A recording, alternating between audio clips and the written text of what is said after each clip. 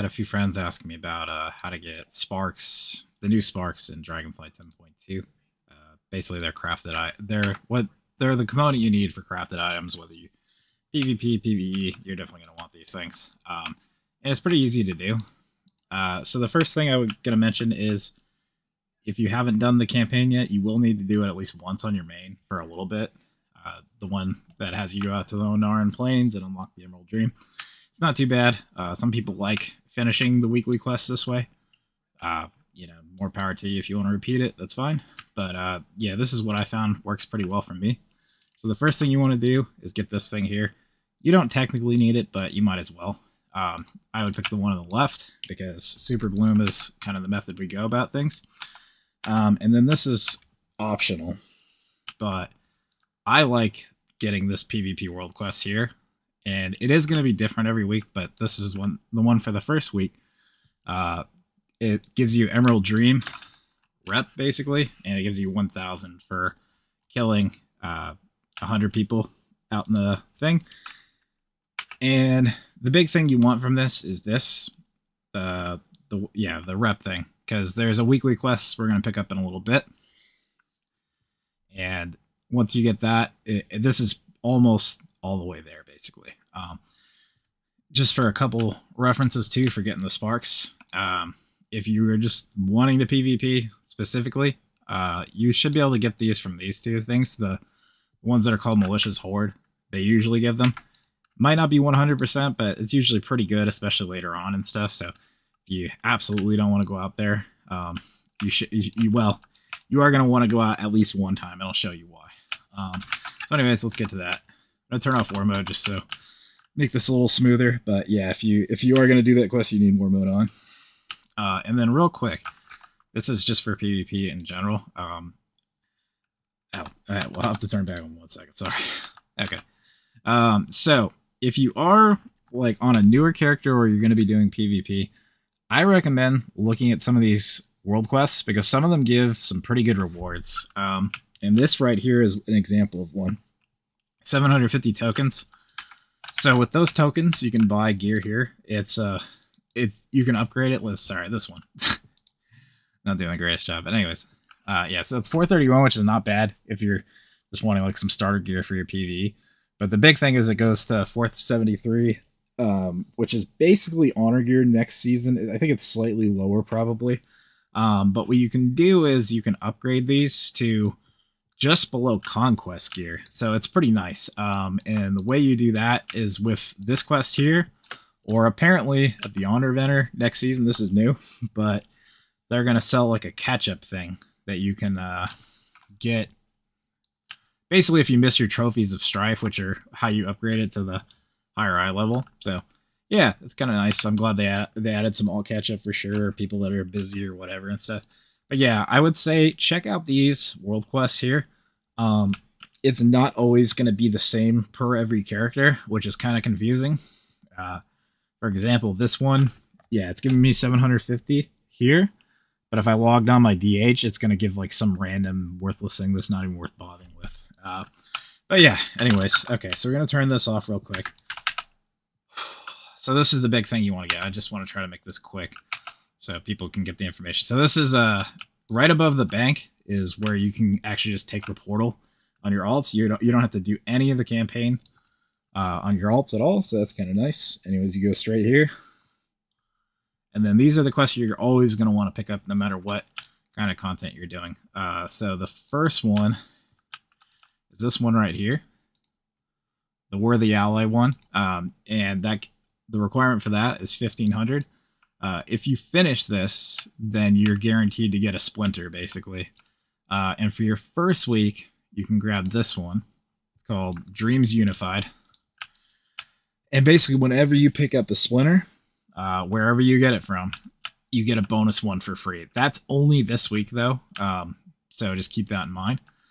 But yeah, this is always a pretty good way to do it. In the future weeks, maybe, if you're just into the PvP stuff, you want to just, get that done through the malicious hordes things. Totally fine. I get that. I'll probably be doing that too. At least on some of my characters. Anyways, and then this is the big event that's coming. I gotta find it real quick. For some reason, it's not showing up on my map. Oh, it's right there. It's just blocked up. Okay, and so this is the big one. It's called Super Bloom. And she'll give you a quest. Even if you're in the middle of it, you can pick it up. You gotta just try to find her. It's the little dryad, Clarel. And so with the timer on the Super Bloom, it's every hour. So it would be, the next one for me would be 1 a.m. because I'm a degenerate and I stay up all the time. So yeah, it'll start and then it takes about 15 minutes. There are a couple things I want to note with it though. The very beginning, it gives you this thing. You have to pick up a power or whatever. This is actually optional. You don't have to do it. So, don't freak out if you can't get there right on time and you're missing that piece, is what I'm getting at. You can actually come in the last 5 minutes and then get enough bloom to satisfy things. The one thing you do have to do is you have to get 50 bloom. And they have like these little mini objectives, like you pull some weeds or you kill like some fire elementals and things like that. Save baby moonkins, that kind of stuff. It's pretty easy to get 50 basically. So that's what you do. It ends with you killing a boss. As far as grouping for that, if you want, you can always join here. Right now there's none up because it's not up for another 20 minutes, but you'll pretty much always find groups there. And then as far as the Sparks quests go, if you have war mode on, it's usually around here. There's like a world quest, but if you type in Sparks, see there's going to be groups pretty much all the time doing this thing. You go there, it's just like kind of like a Zerg fest.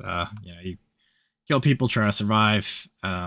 Hopefully you can get in a group. Sometimes people are picky. It is how it is. If you're on a high pop server, you can make your own group. That's a good idea. If you're on a dead server, you might want to ask your friends or keep trying to find groups because it is kind of annoying on a lower pop server.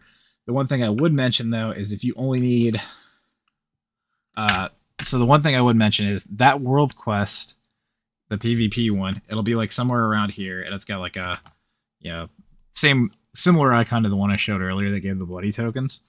Is if you do that, you're guaranteed 30 of the sparks. You need 100.